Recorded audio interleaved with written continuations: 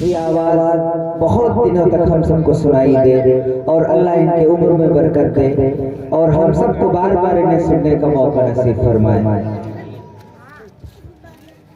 आइए दोस्तों, इसके बाद में मेरा दिल ये चाहता है कि मैं आपको आपके इलाके के एक ऐसे खतीब जो बड़े ही तेज और तर्रार हैं, जिनको हम जनाब हजरत मौलाना मुश्ताक साहब दामत बरकातुहुल आलिया से ये गुजारिश करेंगे कि हजरत वाला अपनी नसीहतों से हम सामईन को महसूस फरमाएं और हम सब और अपना कीमती वक्त जो है जो दिया है उसका भरपूर फायदा उठाएं। उसके बाद इंशाअल्लाह मौलाना मुबीन साहब जो लबेदपुर से आए हैं उनका भी बयान आपको सुनना है और उसके बाद में मौलवी साहब को मुबारकबादी पेश करके फिर अपने घर को जाना है। सारे हजरात जिस तरीके से सुकून के साथ मतानत के साथ बैठे हुए हैं, ऐसे ही दिल जमी के साथ बैठे थे। मैं मुफ्त का मुफ्ती हूँ, मैं मुफ्त का मुफ्ती हूँ। मुझसे कोई जरा पूछ के तो देखे, हर सवाल बताऊंगा शरीयत के अलावा। हजरत ने जो कहा है,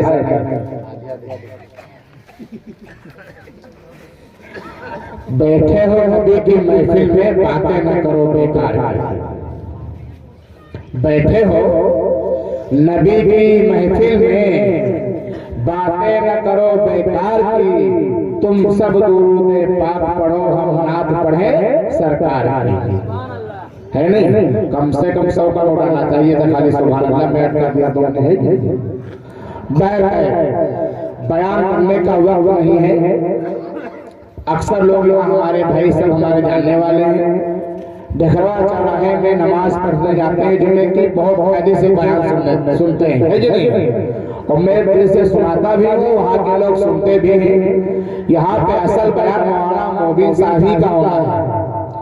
बहर के मौलाना मोहम्मद अहमद ने कहा तो मैं थोड़ा सा एक वाक़या सुनाऊंगा और उसके आगे नहीं जाऊंगा, है कि नहीं?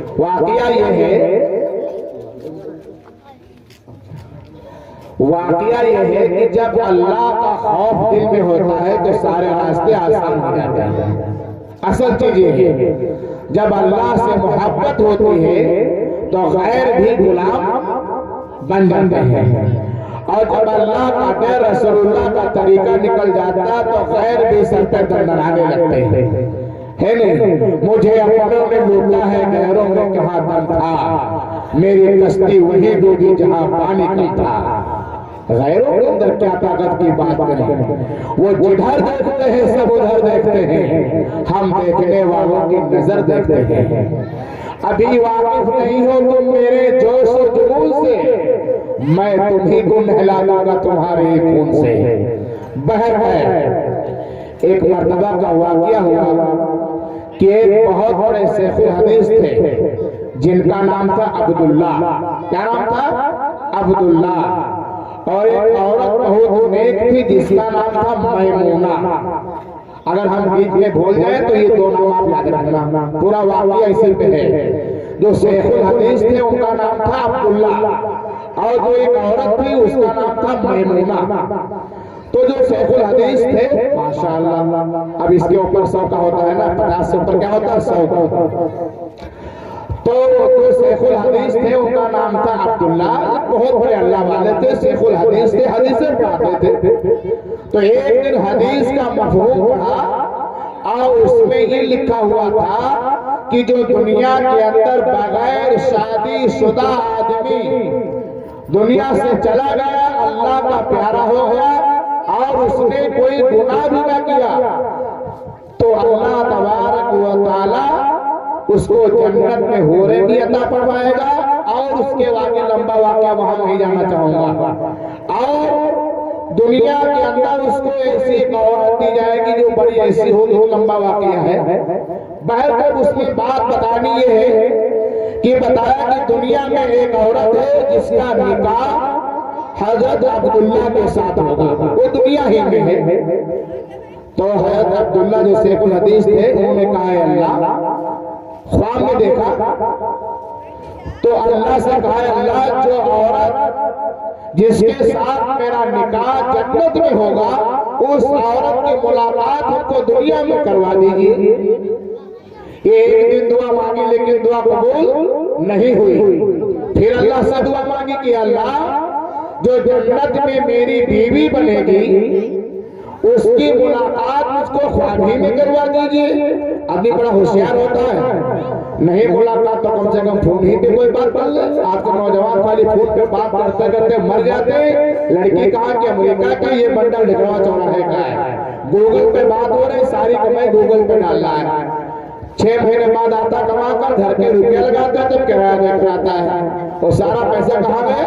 गूगल को गया है कि नहीं? तो जब तीसरे दिन अल्लाह से दुआ की तो अल्लाह ने कहा ठीक है, अगर तुम चाहते हो तो मैं तुम्हें उस जो औरत तुम्हारे निकाह में आने वाली है उसकी ज़ियारत और मुलाकात ख्वाब में कराता हूं। तो अल्लाह ने अब्दुल्ला के ख्वाब में मैमूना की मुलाकात करवाई, जो कैसी थी पता है?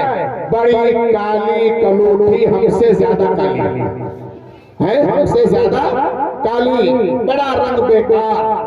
लेकिन अल्लाह के यहाँ रंग नहीं चलता है, अल्लाह के यहाँ बुरापा काला नहीं चलता है, अल्लाह के यहाँ अमीरी और गरीबी नहीं चलती है। अल्लाह के यहाँ तो अमाल देखे जाते हैं, है कि नहीं?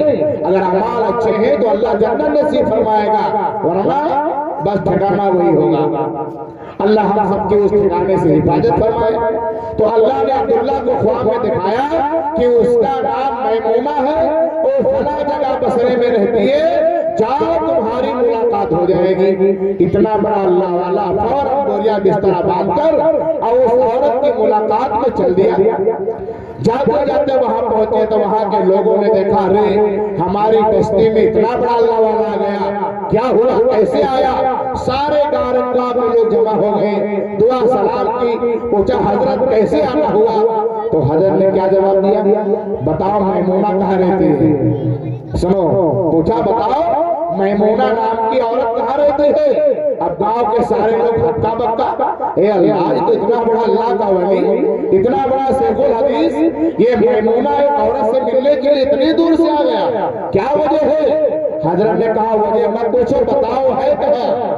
हम उसकी मुलाकात करना चाहते हैं, हम उससे मिलना चाहते हैं। तो लोगों ने कहा हजरत आप परेशान न होइए, वो गरीब औरत है, गरीब खानदान की परिवार की है और मजदूरी बकरियां चराती है, आज वो हमारी बकरियां चराने जंगल में गई है, वो शाम को आ जाएगी, आप उसकी मुलाकात कर लेना, मुलाकात हो जाएगी। तो हजरत ने कहा शाम किसने देखी है, बताओ, रास्ता बताओ है क्या? इतना दीवाने थे, जैसे आज की लड़कियां का फोन कर दे, कहाँ गोटैया बाग मिलेंगे, तो ना नाश्ता ना पानी, गोटैया बाग लखीमपुर बैठा हुआ। कई कई घंटे नौजवान सड़क के किनारे गए, लड़कियों से बात करते करते पूरी रात काली कर देते हैं, जिसको कहते बेलज्जत गुनाह। खास नौजवान गुनाह कर रहा है, भाई 2 घंटे 3 घंटे पूरी माँ बाप से बात नहीं करता है, बीवी से भी इतनी लंबी बातें नहीं होती, गायल लोगों से, गायल लड़कियों से। आज हमें आपको सोचना चाहिए कि हमारी बेटी अगर 14 साल की है और कमरे में लेटी हुई है, तो कम से कम रात में 12 बजे के बाद माँ को दरवाजा खोल के बेटी के पास जाना चाहिए कि बेटी सो रही है या कान में लगाकर मोबाइल जानू कहाँ हो, है कि नहीं है? हमारे मोबाइल में बैलेंस नहीं, कब हो गई, पूरी रात बातें हो रही है और माँ बाप समझते कि हमारी बेटी कमरे में क्या हो रही है, सो रही है, सो नहीं रही, वो कहीं चक्कर में खो रही है कि नहीं?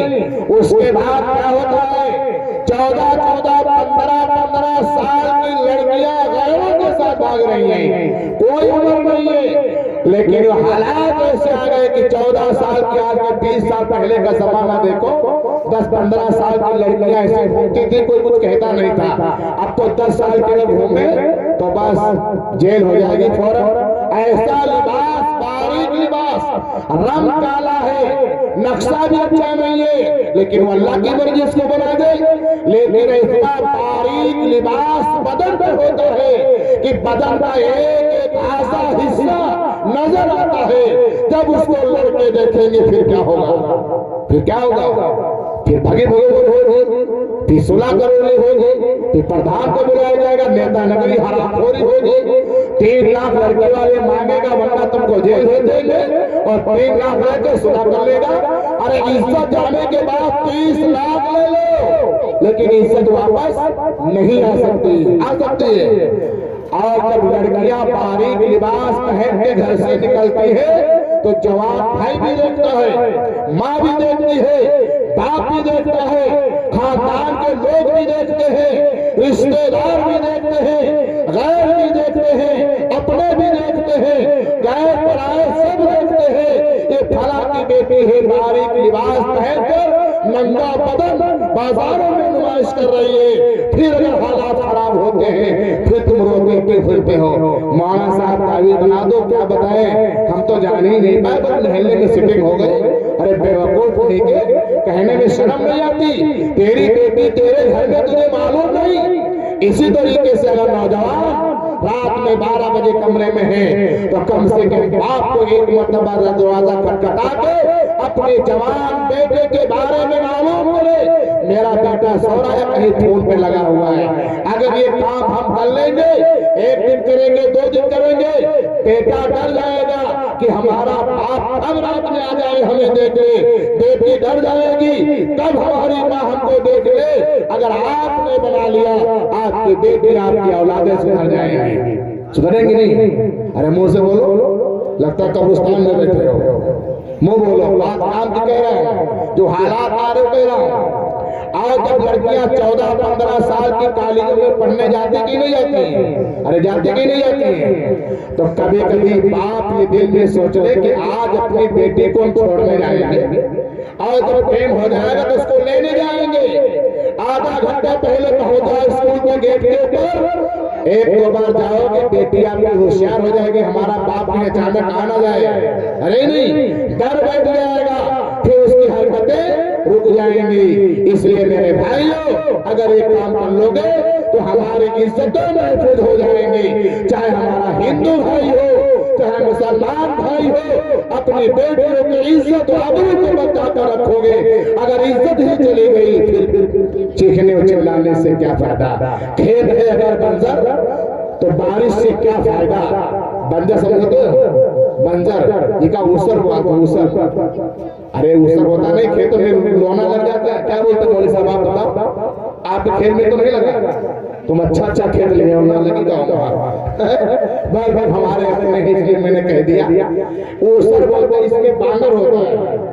अगर बारिश हो तो पूरे खेत में जहाँ अच्छा होता वहां गंदा घास उगती है, लेकिन जब जमीन ही बंजर है तो बारिश वहां असर नहीं करती है। अगर खेत है बंजर तो बारिश से क्या फायदा, और जब खेत चुग गई चिड़िया तो हवा करने से क्या फायदा। बात समझ आ गई? हाँ देखिए पीछे से आया, लेकिन 50 ही के मैं देख रहा था।